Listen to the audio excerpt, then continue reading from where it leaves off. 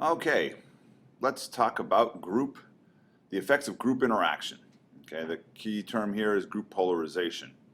It enhances a group's prevailing attitudes through a discussion. If a group is like-minded, discussion strengthens its prevailing opinions and attitudes. Simply put, if the group, any individual in the group may be less of what the group ultimately decides. So if it's a conservative group, a person may not be so conservative, but when the group gets together, their conclusions will be much more conservative than any one of them may have felt in the first place. This really has an effect in things like public policy, when you have groups of people getting together to decide how public policy is going to be determined in government. How about a jury? A jury would be the same thing, where like punitive damages for, let's say, a company that does, kind of like the whole cigarette industry, when there were a lot of lawsuits against them, and then where you may have had people who individually felt like there's some things that the cigarette companies did wrong, but they're not completely at fault. They shouldn't be punished for what people voluntarily did, but they did feel that there should be some punishment. Well, when you get 12 of these people together in a jury deliberating room, and they all feel like there should be some punishment, next thing you know, the discussion starts and the group polarization occurs, and they are now very much in favor of giving these huge sums of punitive damages to these companies, where all of a sudden you hear about $50 million or $100 million in punitive damages to a company, and everyone just sort of is in shock, like, how did they come to that conclusion? And that's how it happens. All right, and next.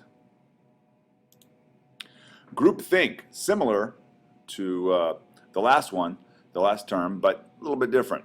Mode of thinking that occurs when the desire for harmony in a decision-making group overrides the realistic appraisals of alternatives.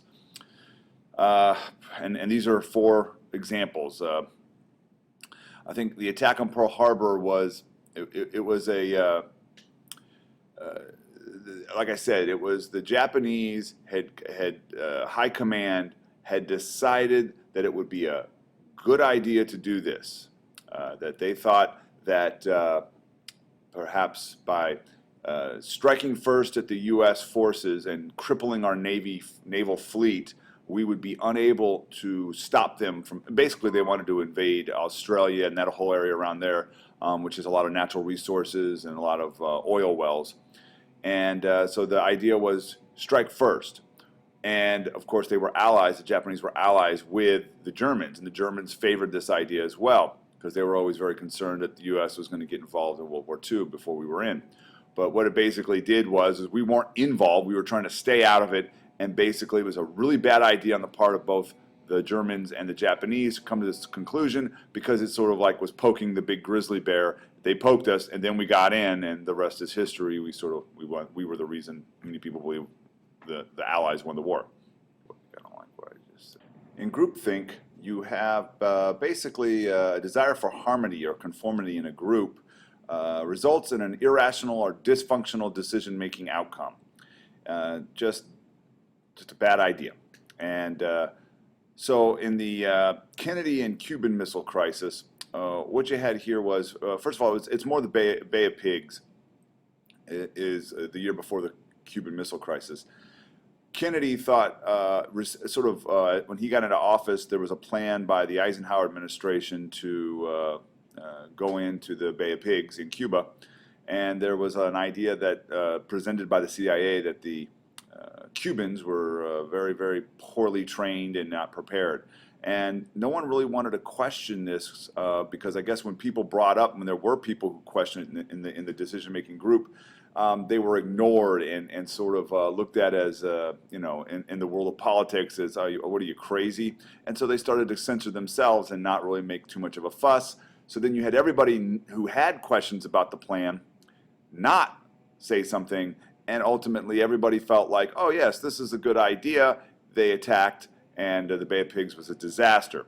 Just a year later after that, with the Cuban Missile Crisis, the Kennedy administration had learned its lesson about groupthink and was able to prevent it from occurring when they were making decisions as to how to handle that crisis, and so things turned out much better.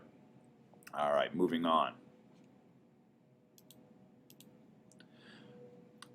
Now, we've been talking about how the group affects the individual, and there is a lot of that going on in social psychology, but you also have the power of individuals, which is very, very prevalent as well.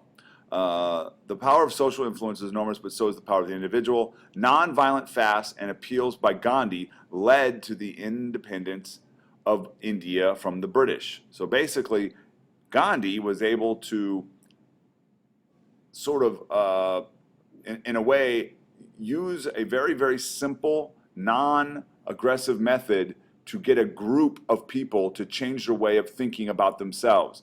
For a while, there was this idea, a lot of Indians felt like, well, what can we do? We are conquered by the British. It is what we are. This whole system has been set up. We have no way to overcome it. And Gandhi completely looked at it differently and said, he realized how much the British government depended on the Indians to make money. And if the Indians were not going to buy their clothes or eat their food, there's a lot of money lost by the British, and eventually they had to leave India and give the country back to the Indians. So very persuasive on the part of individuals.